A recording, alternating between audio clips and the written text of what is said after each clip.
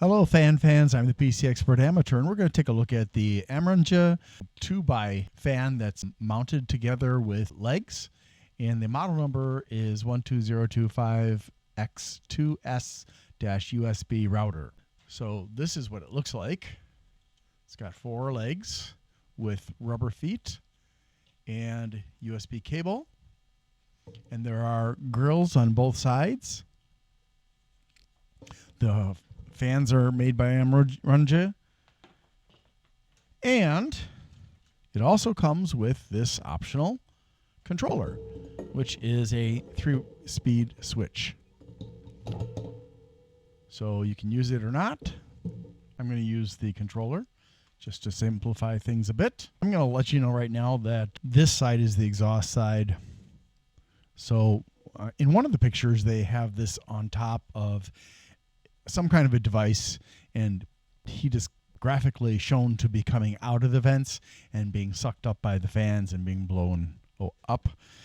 And there are other pictures where they've got a device on top where this is blowing air into the device. Now, one thing I can tell you right now is that the design has a problem, and that is that they put grills on both sides, and that results in a reduction of airflow because the fans have to work to get through both grills. And since neither of the grills have a function besides keeping your fingers from getting hurt, they just reduce airflow and reduce pressure, which is unfortunate. So we're going to listen to it.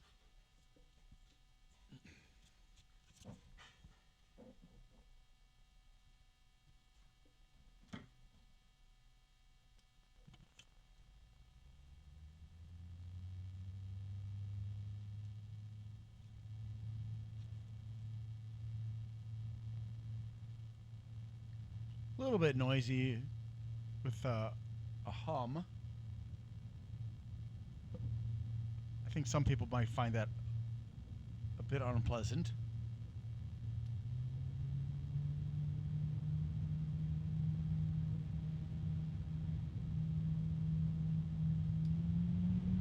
That's high speed.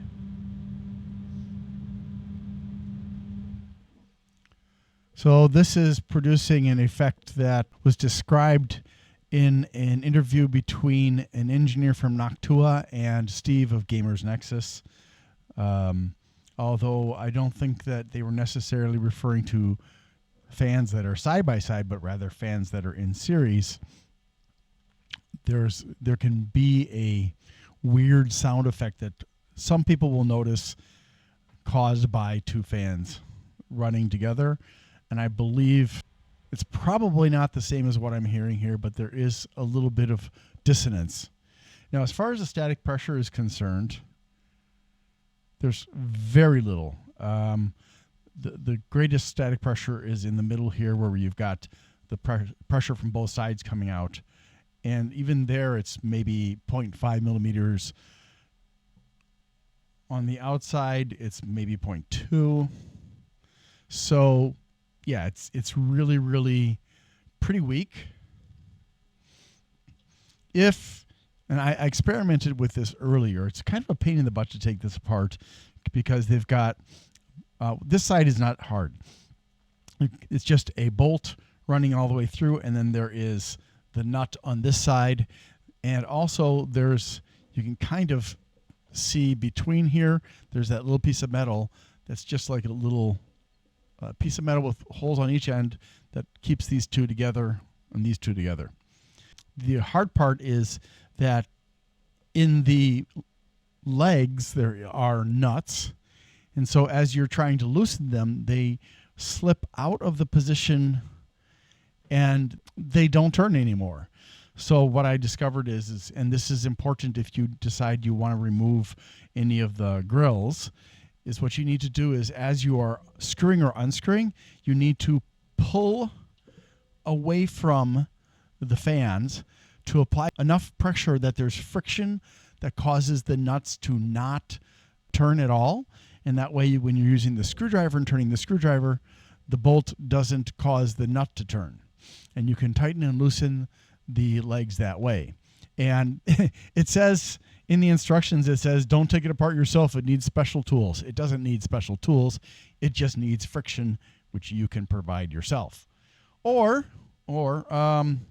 maybe if you took off the rubber foot, you might be able to figure out another way to do it. But I didn't want to do that because usually when you take something off like that, it doesn't want to stay on there anymore. So that's pretty much it. But yeah, I took it off, and there was a definite improvement in the airflow coming through. The static pressure was higher, not hugely higher, but I think if you remove the grills on both sides, you're going to see a substantial improvement. Do you have to? It's up to you. If you are going to put it in a place where children or pets might get at it, you might want to leave one or both of the grills in place. If, however, you are not going to have it in harm's way for kids and pets, then you can feel free to take off all the grills if you are so inclined. And aside from that, all I can really add is this. If you've got something that is producing a large amount of heat in excess of what is acceptable for the device, then this is probably not the best solution for cooling it off.